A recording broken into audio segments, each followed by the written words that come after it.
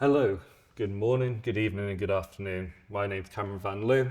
I'm one of the senior lecturers in the Esports department at the University of Staffordshire, and I'm here today to do my Christmas lecture on the building cohesive teams for exceptional game development. My background is within performance. I have run a range of teams over the last 10 years within traditional sports, esports of course, but also in relation to management and digital sectors. Today I'm going to be talking to you about two particular models, the Tuxman model and the Luke-Kennedy model, around team cohesion and development. This lecture is really poignant this time of year in relation to looking at new projects moving into the next year, but also in relation to the continuous changes within the gaming space that we have seen over the last 12 months. So one of the things that I want to start off with is providing some overall objectives today. So the first thing I want to talk about is game development is a collaborative effort, right? Very few games are made by an individual person. And when we think about organizations, one of the things we always forget about is actually about how people gel together. Gaming is a huge sector and we've seen this grow over and over again, but one of the things we do struggle to see is how teams come together and have different opinions, as well as having different interests and sectors when it comes to the development of games. Each team member contributes unique skills and perspectives, right? We require strong alignment to the overall success of games. We have to come through this multiple different dimensions of individuals, but then come to this realization of a cohesive and complete game. Why is this topic crucial? Well, game development is much more about people as it is about technology, right? This idea is people make games, and the reason why people love games is about the fact that people have worked on them. Building strong team dynamics ensures both that we engage with the work environment, but also produces a successful outcome in terms of the games. One of the big things that I always look at when I look into a game is how much the team works together, how they have a united front, and how do we achieve this? And this lecture will provide tools in terms of strategies in terms of creating sustained high-performance teams. And one of the things that we see within game development a lot of the time is the fact that you need to work with other people. No games realistically are made on their own. So I've got three outcomes that I want us to consider today. First one is the understanding the importance of a team role. That's not just in terms of leadership, that is through every aspect of an organisation. We also have to look at exploring strategies for managing interpersonal dynamics, as there's a range of different personal dynamics within teams, especially in the development process of a game, and we'll learn how to fuel innovation. And this is something that we see a lot as a keyword or a buzzword in relation to the games industry, is innovation or innovating the market. But how does that realistically look when we look at teams and the people around them? So there's one big thing I always like to start off with when I do my lectures is a quote of the day. And today's quote is, "The biggest single problem in communication is the illusion that it has taken place," by George Barnard Shaw. This quote really sticks with me, and it's something that I bring up quite often when I teach, is the fact that we may communicate about an issue, but then when we actually look at it in a more succinct level, we don't actually understand if that message has been come across. And when we look at that into a little bit more detail, we can start seeing the fact that our communication methods may have to shift and change based on the individuals that we're communicating with. So when we've defined group dynamics, well, group dynamics are important that we define them correctly. The definition that I use and the definition that many scholars within the communicational field use is that a social process by which people interact in a group environment, right? And how the way that is influenced in terms of their personality, the power and behaviours alongside it, and the group process.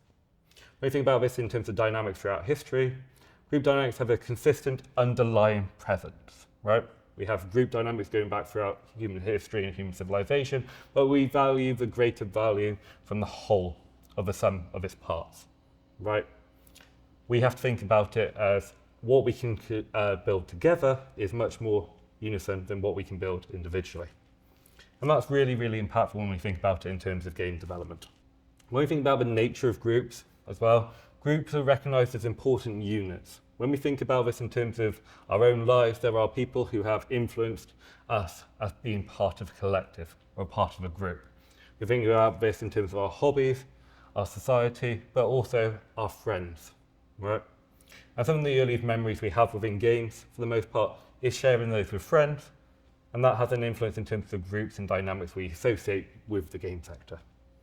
We use groups to directly allow for multiple members to constructively put effort towards a shared outcome. The shared outcome is what we see in terms of games as the finalized product, or a DLC, or another element of the game design process. When you think about these processes and outputs, they usually come in to collect something that couldn't be done by an individual on their own.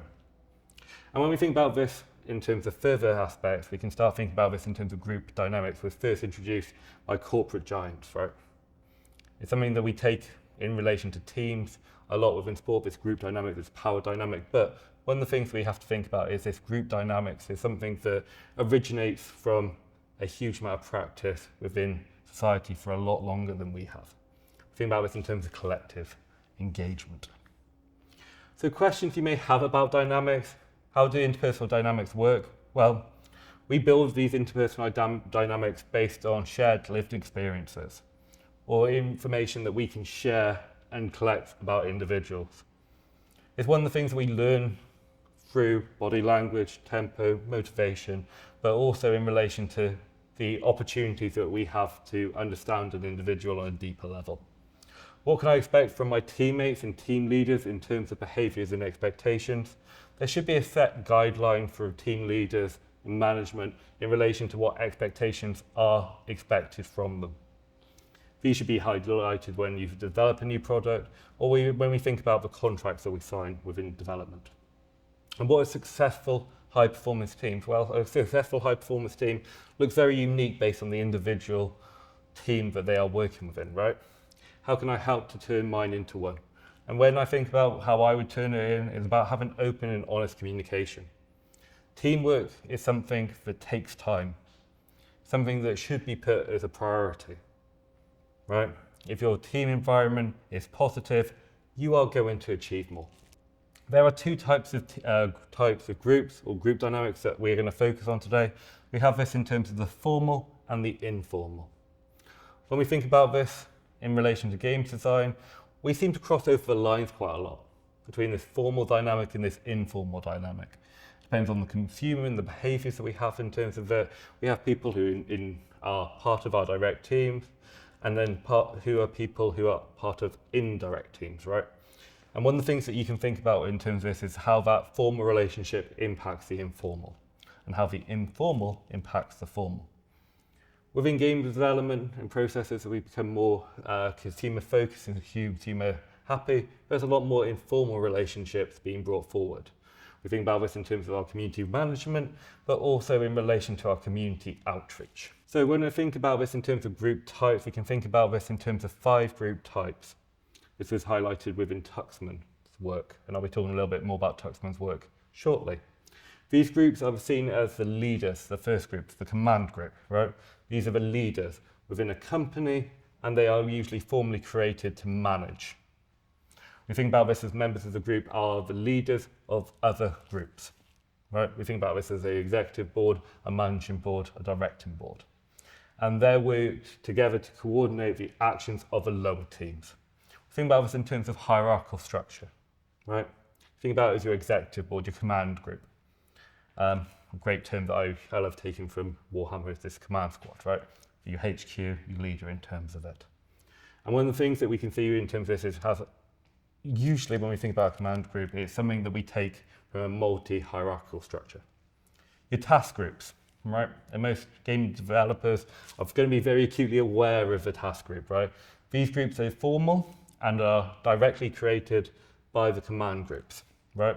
They lead and manage the functional groups, right, in terms of a particular function, and they'll be there to work out if there is an issue within a certain aspect of the goal that we are trying to reach. And when we think about formalized groups, they usually are set around having a particular task and a particular orientation. Functional groups. These groups are formed to fulfill a certain function. When we think about this in terms of the function, these are a minor goal or a necessity, right? These are something that needs to be done and usually has a particular time frame alongside them. The next two are when we think about informal groups, right? This interest groups. And this interest groups are people who've come together and have a particular interest of an area. Sometimes these can be done in a formal manner, but most of the time they are done in an informal manner. These groups are formed voluntarily and can be formal or informal. Members of these groups have sort of a shared goal and shared purpose. And this may not be necessarily linked to a command group's overall outcome, but it's something that they have a shared commonality around. They try to accept and develop something alongside this. And then we go to our finalized group, which is a completely informalized group, right? Which is friendship groups. And within most companies, we want to aim towards having some aspect of friendship and some area of companionship, but it has to be done voluntarily, and it has to be informal. They are formed through bonds shared in terms of individuals that have been strengthened by the experience they have had together. And one of the things that I want to sort of highlight within this is the fact that these groups can coincide, and there are people who go across multiple different functions. When you think about these in terms of principles, the members of the group must have a strong sense of belonging to that group. These can either be done in terms of structured, in terms of formalised aspects, but they will also be done in terms of informal. Changes in one part of the group may produce stress in another part, right, to another member. There are correlations in terms of behaviour. And these can also be estimated or allowing for change by bringing about adjustments to related parts, right? One thing we see a lot of the time, especially at the moment with the changes in terms of a lot of game development, is the fact that teams are feeling very stressed, right, around the principle of changes. These groups arise in function owing to the common motives. And good teams should have a common motive and always stick towards their overall purpose. Groups survive by placing the members into functional hierarchies. Within every group, there is still going to be informal hierarchies which come about. Right? Think about this as catalyst members or principal members within that group, in that dynamic. And they facilitate actions towards the overall goal. When you think about this in terms of group cohesive and productivity, we can start breaking this down in terms of two scales, an X and a Y axis, as you per will. We think about this as low and high within this. So this can be broken down to 4 key areas. We think about this in terms of a low is moderate to low productivity. When you think about performance low, but cohesive high, we just think about low productivity. When you think about performance norms being high and cohesiveness being low, we think about this as moderate productivity. But when we think about performance norms being high and cohesiveness being high, we can reach that high productivity, right? Performance and cohesiveness has a direct impact in terms of how we look and deal with our structures. The 3 pillars of good group team dynamic can be broken down to respect, fairness, and honesty. Respect everyone on the individual level, right? And a lot of time people forget this. Everyone has a purpose, everyone has a reason to be there. You may not always like them personally, but respect their choices. And when we think about this in a group dynamic, you may have personal issues or personal viewpoints within your team, but you have to respect their views in commonality. You may not always agree with them, but you have to have a respect in terms of that. The next one is fairness. Approach each situation with an open mind, leaving your bias at the door, behind what is best for the group, right? Your own personal judgment should not shave or change the way we develop something because you have a personal bias towards anything. And the next one is honesty. People work off these 3 elements, right? We're used to make people feel better. We have to do not mislead individuals. We make sure that we don't lie. We don't withhold important information. Some managers do this quite often. Withhold important information that actually comes and bites people in the back, trying to protect people. It's not always done in a malicious manner. And make sure you are genuine. They don't act different to who you really are, right? It's very hard to maintain that for long periods of time. And during that time, you become extremely unhappy. So, the first model I always like to bring up to my students when I start teaching them is this model. It's called the Tuckman model, right? And we do it around the performance and mood of groups. It's done over a time period. When we form a group, we call it the forming stage, right? This could be a brand new group. Everyone comes into it at a relatively high viewpoint, right? When you formalize a group, it's usually when people are energetic, building up from it. It's usually something that lasts for a very short period of time, maybe a week or 2. Then we go into a lovely stage called the storming stage, right? And if you think about any product or any process, you've probably gone through this storming stage multiple times. But the one that I always like to think about when I go back to this is you've got a group assignment, and I take this in terms of my students, and you get given that assignment in week 8, and you're currently in week 1, you're really excited about it, and then you always forget about it, right? From about week 2 to week 6, everyone forgets about it, the group chat dies down, the work production dies down, and you go through a storming stage, right? Then you realise you've all got this work to do, and you all realise that you've left it to one side, and you've got to work out how to fix it, right? And then we start coming back up, production goes back up. We think about in terms of normalising. And within production teams, we can think about this in terms of broadcast or development. We can think about this in terms of normalising these changes, coming back to that main purpose, being able to normalise what needs to be done. And then we end that up on the performance stage, right? If a team can get through that normalising stage, putting that hard work in, it should lead to overall good performance. However, if we don't get out the storming stage, the group will just slowly but surely die out. This process is called long-term sustained storming, I do apologise. And this process is where we see that teams slowly but surely just die out and things do not get released or things do not come to fruition. And if you do this over and over again, there's an issue in terms of cost, but also in terms of distribution, right? We think about this quite often where teams come together, maybe some really good characters within the industry, and they struggle to make sure that something comes together because of too much storming. One of the things that I always like to bring up in terms of it is the person it comes from. This is Bruce Tuckman, right, an American psychologist, did research in terms of the Navy into small group dynamics.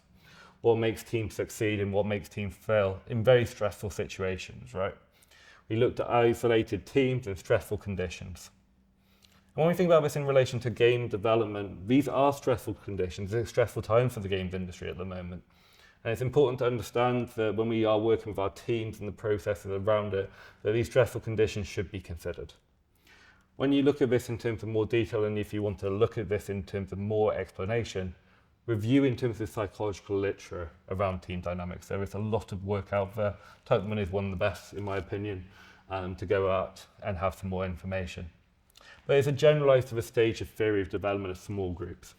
But some of these can be applied to larger groups, but it's important within our hierarchical structures that we see this. I want to evaluate Tuckman's model a little bit more, right, in terms of characteristics and strategies. Which in the sort of characteristics of the forming stage, we think about questioning, right? We think about socializing, display of eagerness, focused on the group identity and the purpose behind it.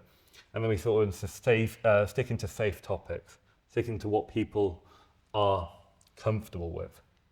When you think about the storming stage, the characteristics around that is resilience. Sometimes there'll be resilience by one member trying to push it through, but then you also have resistance alongside it. You think about lacks of participation, conflict arising, competition from people to balance out the positions, high emotions, and starting to move towards group norms, right? And when we think about a storming stage, there is usually conflict that comes along with it. Even the best groups, there will be times where conflict comes about, and this is where we hit parts of the storming stage. Norming stage is reconciliation, recognizing that there needs to be changes. We also think about this relief lowers anxiety and members engaged and supported, right? Most people want to support the outcomes.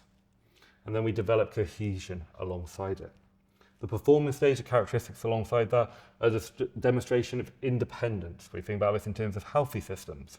The ability to effectively produce a team and balance of tasks and process orientation. And then we think about adjourning. When something is done, we have to adjourn it after all. And this is the shift in process orientation. We think about this as sadness. We think about this as people moving on and changing from that. And groups don't always stay together, right? Some of the best teams I've ever worked with, the saddest times are when we have to leave them. And then recognition of a team in individual effort, right? It's important to recognize that people put a lot of work in. And we need to remember that in the games industry a lot more. Strategies. When we think about strategies in terms of it, when we think about the forming stage, we're looking at who's taking the lead. We think about providing clear expectations and consistent instruction. And when we think about it in the former stage, we also do quick response times. Right? This could be something that's instantaneous in some examples. This could be in terms of meeting or for information, etc. And the former stage can be very, very brief. Storming stages, we normalization of matters, right? We look at it in terms of communication. We look at it in terms of engagement. We look in terms of encouraging leadership. We're looking for people to take leadership and maintain that leadership for a longer period of time under the storming stage. And then under norming, we think about recognizing individuals' efforts and group efforts. We provide learning and opportunity for feedback, and we're monitoring the energy of the group, right? One of the things that's really important is to monitor the energy behind it. We get to normalize people's behaviors a little bit more. Performing is celebrations. We want to celebrate. We want to be successful, right? I don't think anyone goes into developing games not to be successful. It may be a particular passion project, but you still want people to enjoy it. Guide from the side, right? We think about it as minimal intervention. When a team is performing, we do not need to be engaging with it in the same manner as when a team is storming. We encourage group decision making and problem solving. And we provide opportunity to share learning across teams. If you have a team in your particular company that is really performing well, share it. Highlight why they are doing well. And it's something that we need to recognize, right? When teams are performing, we build upon that. And when we think about a journey and the strategies around it, recognition of change, right? People change and move on. Provide an opportunity for summarized team evaluation. Collect data of why it went well. Think about this in the context of games a little bit more. In game design, this is the initial, when we think about forming, the initial stage, phase where the team discusses the game concept, the mechanisms and the vision. Sometimes this is brought down from the command squad all the way down to a particular task orientation. Within the storming stage, during this stage, disagreements about game mechanics, art styles or narratives may arise, requiring resolution. And some of this may take a couple of weeks to actually go through, and sometimes this can take months upon even sometimes years. When we think about this in terms of norming, we think about this in terms of game design teams develop clear communicational strategies, right? Workflows and problem solving occurs, and we start making breakthroughs in terms of the digital production of games. When we think about performing, design decisions are made effectively, prototypes are illustrated upon, and the game features are refined and implemented. And then the adjourning stage. The phase marks the end of the game development cycle, with past launch, evaluation, and feedback from the finalized product. At this stage, we go into another aspect of it. We think about this in terms of community responses. We think about this as our behavior of our consumers. The Lukenny model, right? This is a pyramid-based model. The first one is the absence of trust. And we think about this as people and why groups fail, right? The Lukenny model is slightly different to what I talked about the Tuckman model, about why groups exist. The Lukenny model is about why groups struggle. Well, the bottom one is the absence of trust. Trust is so vital to how teams work that if we don't have a huge focus on trust and maintaining trust, there is a huge aspect of breakage within it. The fear of conflict is the next level up on the pyramid. Right? If you can't see conflict as a benefit, there is intentions in terms of that. The next one is lack of commitment. Everyone has times where their commitment has to be shifted. We all have lives outside of game development. And the avoidance of accountability is the next level above that. And then the inattention to the results is the top level. And when we think about this, these pyramid model that Lukenny brought forward has meaning to everyone. Everyone has gone through one of these stages, multiple times. When we think about this, we think about how this has an impact on us as individuals. When I looked at this in terms of game development, I wanted to highlight some key findings that I came up with. When we think about this, is the absence of trust. Team members lack vulnerability and avoid sharing weaknesses, right? When you do not have trust in terms of it, they also avoid telling people there's mistakes or the process isn't reaching that target. Great examples that I can think of is where game development cycles have sort of had an abrupt cancellation or prolonged absence because the team hasn't been truthful about their process. Trust is vital for sharing creative ideas and addressing challenges, as well as accepting feedback on the game mechanics, art and direction. Having trust in people is so important to actually realise that if it's a good product or not. The next one is fear of conflict. Team members avoid constructive debates, leading to unnecessary or the inability to address issues in terms of subordinate decisions. Requires healthy conflict. We need conflict. To have a good team, we don't want an echo chamber. We want people to disagree with us. It provides us the best overall outcomes, right? Over decision making, like gameplay, mechanics, narrative choices, etc. And technical issues to refine the game and push innovation. Conflict is important. It may not be always enjoyable, but it's important. Lack of commitment. When we lack a clarity or buy-in in terms of our team members, may be disengaged or hesitant to follow through with the decisions. And lack of commitment can take multiple different forms. We can talk about this as in pirates maybe, in terms of this. I like using pirates as my example, where they haven't got real commitment to the overall organisational behaviour, but they are there to take a reward. We think about this as mercenaries as well, right? People coming in who are there as subcontractors, they may not have the same buy-in as everyone else. And when you think about this as lack of commitment, commitment is essential for everyone to be fully invested in the product, right? The projects are important. Direction and goals from concept to completion. When you think about this as avoidance and accountability, team members avoid each other's accountability for performing and progress. Team must hold each other accountable for meeting deadlines. It's not just down to one person, and delivering assets are ensuring the quality of the game design process and development. When you think about intention to results, team members focus on personal goals rather than the overall success of the team or product. The focus must remain in terms of the finalized product of that team, the expectation of why that team was built, right? Some of the time people get misleaded in terms of maybe if I do really well in this, I'll get a promotion and I'll get pushed forward. But realistically, we lose track of where we are in terms of the product. When we look through this in terms of intention or of results, it's important that we understand the fact that we are human after all. We are going to have these emotions. We're going to have these feelings. But it's important that we make sure that we reach our overall end. I've got a few references that I'm going to just go through, but that is me done for today, guys. Thank you very much for watching at home. Good evening, good night, and have a good day.